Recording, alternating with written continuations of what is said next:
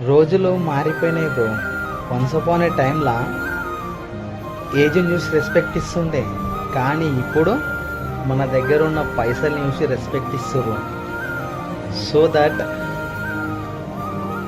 Career మీద focus చేయి, డబ్బులు సంపాదించు, ఆ, డబ్బులు సంపాదించు.